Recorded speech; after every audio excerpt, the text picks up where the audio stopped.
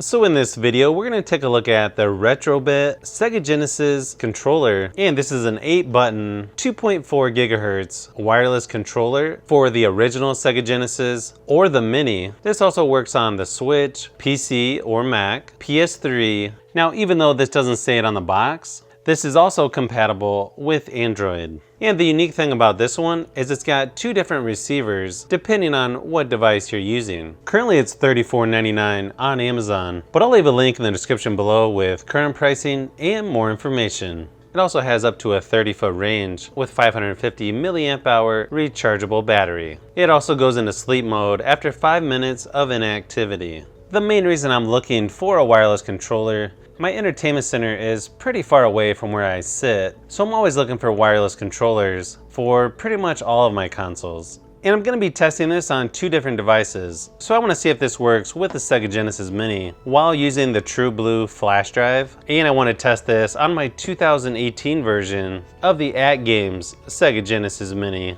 to see if it'll work with these original Sega Genesis ports. So let's go ahead and open it up and see what we've got.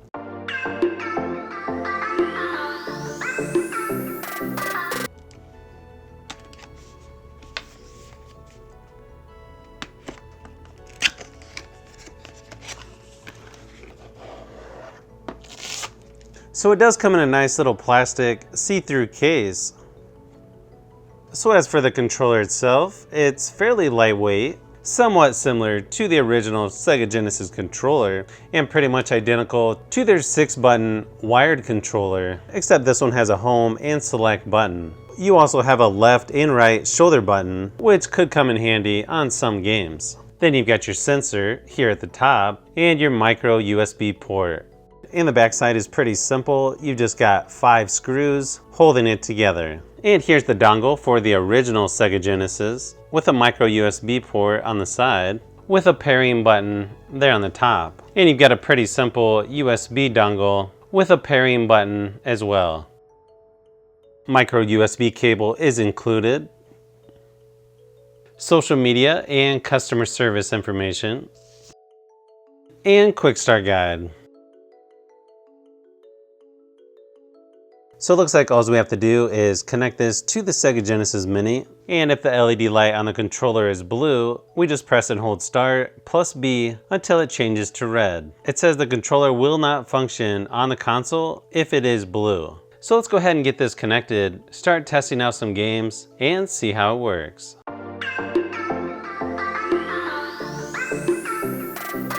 So the first test I did was connect the controller and USB dongle to the Sega Genesis Mini, and surprisingly it does work with the True Blue flash drive. I also tested it with the USB adapter that comes with the True Blue flash drive, and it works in that configuration as well. Now if you do happen to use this with the Sega Genesis Mini and you only need one player, I would definitely just plug directly into the console versus using the USB adapter, because the screen loading time will be much faster. I was also glad to see that when playing games I didn't notice any lag compared to the Retrobit wired controller that I also have.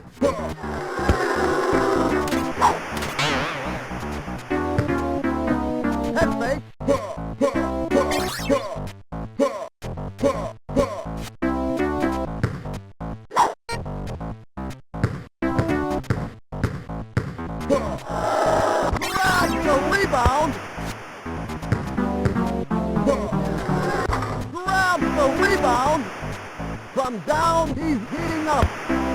Then I was actually shocked to see this works with the AtGames Sega Genesis Flashback. However, to get it to work with this, you must plug in the micro USB cable on the side of the dongle. Not that big of a deal, but that does mean you'll need one more thing plugged in. The only problem with the Flashback console was when I turned it off and came back later to play some games, it seemed to lose connection. I had to reconnect the controller. Luckily, it didn't happen every time, but something I'll have to keep an eye on.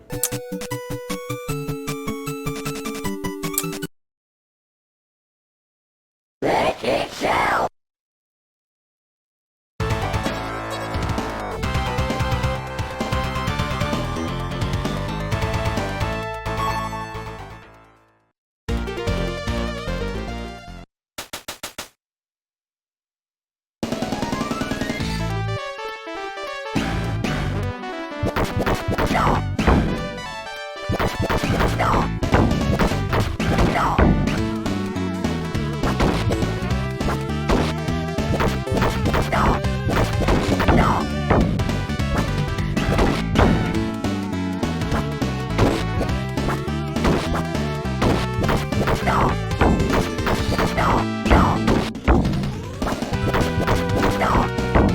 Now I couldn't get to work with my Android tablet until I connected an OTG adapter with a USB dongle, which seemed to work fine on some games like Sonic 2 from the Google Play Store, but it wouldn't work on some modern games like Call of Duty Mobile. So you may want to look for their Bluetooth version on Amazon if you want this for your Android tablet or phone.